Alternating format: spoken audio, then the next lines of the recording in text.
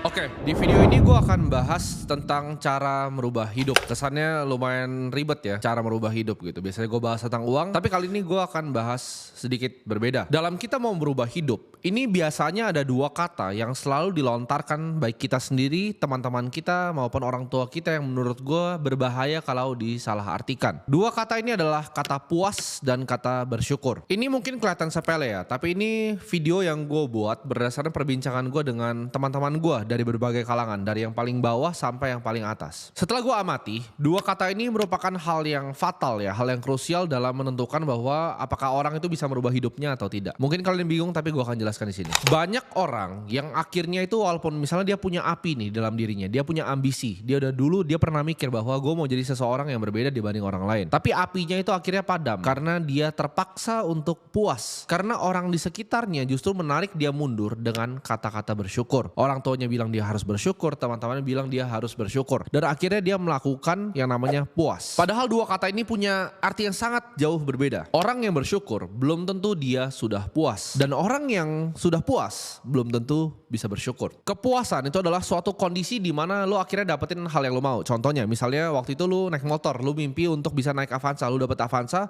lu puas gitu kan. Nah tapi puas ini gak pernah ada habisnya karena lu pasti akan mau yang lebih, mau yang lebih, mau yang lebih terus. Sedangkan kondisi bersyukur itu adalah kondisi di mana lu udah bersyukur atas apa yang udah dikasih ke lu. Ini contoh ya, maksud gua gabungan antara kata puas dan bersyukur yang biasanya teman-teman kita atau bahkan orang tua kita sendiri lakukan. Misalnya kalian dulu naik motor, kalian bekerja keras ya, kalian punya mimpi, kalian ada apinya tadi, sampai di tahap kalian misalnya naik mobil Avanza. Ya ini bisa disamakan dengan gaji atau yang apa, tapi gue paling simple untuk jelasin ke kalian pakai mobil. Kalian udah naik Avanza nih, ya kan? Lalu kalian bermimpi lagi, oke, gue next kayaknya pengen nih, enak kalau misalnya ini gue gak naik Avanza lagi, gue mau kerja keras banget untuk gue bisa naik Alphard. Tapi gitu kalian cerita seperti itu ke teman-teman kalian, yang mungkin levelnya itu sekarang di bawah kalian. Jadi mungkin gini, kalian tadinya naik motor rame-rame, sekarang kalian udah naik Avanza ya. Teman kalian misalnya masih naik motor atau bahkan belum bisa beli mobil, masih nge-grab. Sedangkan kalian punya mimpi, oke, sekarang gue udah mulai lebih dapat duit nih, gue mau misalnya naik Alphard. Teman kalian tuh pasti akan bilang seperti ini, lu justru harus bersyukur bro, karena lu udah naik Avanza, kenapa harus Alphard? Kan yang penting sama mobilitas gitu kan. Lu dipaksa untuk bersyukur sama teman-teman lu sendiri, yang mereka itu sebenarnya naik motor. Mereka kan keluarin kata-kata seperti, bersyukur lu sekarang udah gak kepanasan lagi kan, udah gak naik motor, lu udah naik mobil enak kan, dan naik Avanza. Disuruh bersyukur,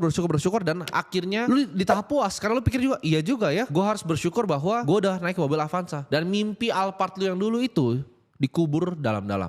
Ini adalah senjata orang yang di belakang kalian. Nah kalian harus hati-hati. Gue ngerti orang tua mau selalu yang terbaik untuk kita, tapi kadang apa yang terbaik untuk mereka itu bukan yang terbaik untuk kita. Dan ini adalah senjata orang-orang di sekitar kalian untuk justru narik kalian ke belakang dengan kata-kata bersyukur ini. Gue bukan bilang di sini bahwa oh kita harus serakah terus dan gak pernah bersyukur. Enggak. Gue itu bisa bersyukur ya. Waktu gue pertama kali dapat klien agency, gue masih naik motor hujan-hujanan, yaitu dapat 7 juta sebulan. Gue sangat bersyukur dan gue senang. Gue bisa makan bakso aci di pinggir jalan. Gue senang. Ya. Tapi apakah gue puas? Tidak. Ya.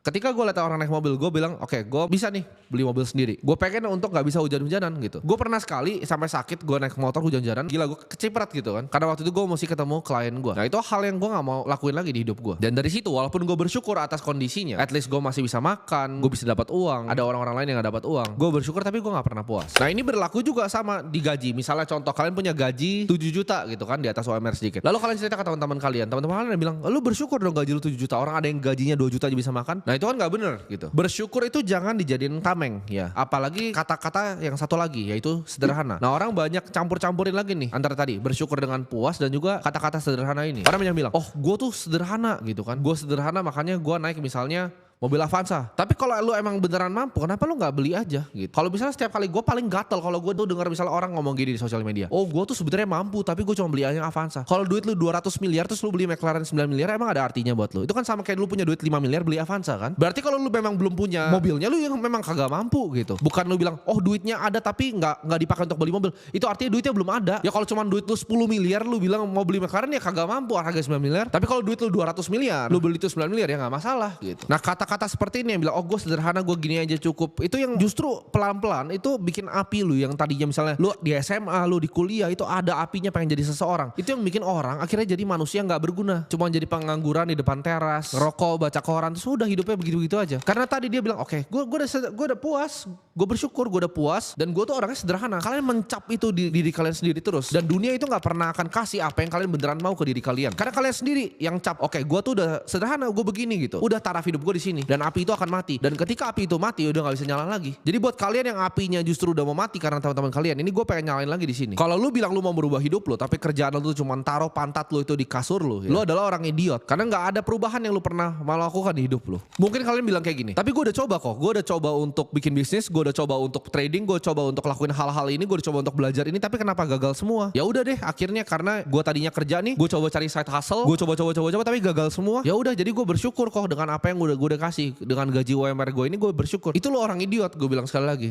ya. Kalian mungkin bisa ngomong gue orang yang sombong ya, sombong, arogan, terserah kalian. Tapi gue orang yang gak pernah nyerah. Gue bukan quitter. Lu bisa ngomongin gue apapun kecuali gue quitter. Begitu gue taruh otak gue di suatu hal, gue make sure seumur hidup gue gak akan pernah menyerah sampai gue bisa mendapatkan hal itu. Tapi susah kok ini trading gini, tapi susah, gak ngerti ini apaan, gak ngerti ini itu. Bisnisnya susah, gue ditipu. Ya memang susah, semua di hidup ini memang susah. Terserah lu mau jadi orang yang mana. Kalau memang gampang ya semua orang juga bisa kali. Di saat kalian punya titik ketakutan ya untuk melompat, itu justru saatnya kalian berani untuk melompat. Ini gue kasih tahu rahasianya ya. Ini terkesan simpel, tapi di saat kalian mau melakukan suatu hal nih, kalian mau melakukan perubahan, kalian ngerasain ketakutan yang luar biasa, itu justru titik kalian harus melompat ya. Begitu kalian paling takut, itu titik kalian harus melompat. Kenapa? Kalau kalian nggak melompat, di saat kalian paling punya titik ketakutan itu, apakah bisa ini, apakah bisa itu, nanti gimana ini, lompat aja. Karena fortune favors the bold. Kalian bilang orang, oh ini hoki. Hoki itu datang ke orang yang berani. Kalau kalian nggak melompat di saat kalian di titik ketakutan tadi, hidup kalian akan begitu-begitu aja seumur hidup kalian. Kalian akan jalan di tempat yang sama, gak pernah berubah, dan kalian akan sedih seumur hidup kalian. Akan jadi manusia sampah yang gak ada gunanya. Hal yang selalu mencegah orang untuk melakukan apa yang mereka sebenarnya pengen lakukan. Mereka udah tahu nih, oke, gue mau merubah hidup gue. Tapi hal tersebut itu adalah ketakutan, dan ini wajar. Semua orang mengalami ketakutan yang sama. Gue juga takut. Kalian mungkin takut, apakah gue kurang pintar kah? Apakah gue bisa kah? Apakah gue kurang kaya di hidup gue? Ini adalah ketakutan yang selalu ada dalam hati manusia, dan ini wajar karena ini adalah naluri dasar manusia untuk menjadi orang yang takut. Rahasia simple, ya udah,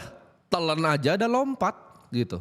Telan dan lompat. Semua orang di hidupnya itu selalu sebenarnya punya target ya. Entah mereka mau pensiunin orang tuanya, mereka mau bikin nyokapnya itu nggak usah kerja lagi, entah mereka mau grow bisnisnya, entah mereka mau grow portofolionya. Semua orang tuh punya target. Tapi kalau kalian punya target tapi nggak ada perubahan di hidup kalian, gimana caranya kalian bisa nyampe ke targetnya? Kalau kalian mau hasil yang berbeda di dunia ini, make sure kalian melakukan hal yang berbeda. Hasil yang berbeda itu datang dari action yang berbeda. Masa lu ngomongnya mau pensiunin nyokap lu ngomongnya mau grow bisnis lu, mau kembangin portofolio lu, tapi setiap hari lu kerjanya tuh rebahan di kasur. Gimana caranya? Ya, mau hasil berbeda tapi kelakuannya sama nih. Mau hasil berbeda ya kelakuannya berbeda juga dong. Minta hasil baru dengan action yang kalian lakuin dulu itu adalah kebodohan. Ini mungkin hal terakhir yang gue pengen tanyain ke kalian. Kalian pikir baik-baik, apa hal yang kalian lakukan di hidup kalian yang bisa bikin bangga diri kalian sendiri? Kalau jawabannya nggak ada, berarti harus ada hal yang kalian ubah dari dalam hidup kalian.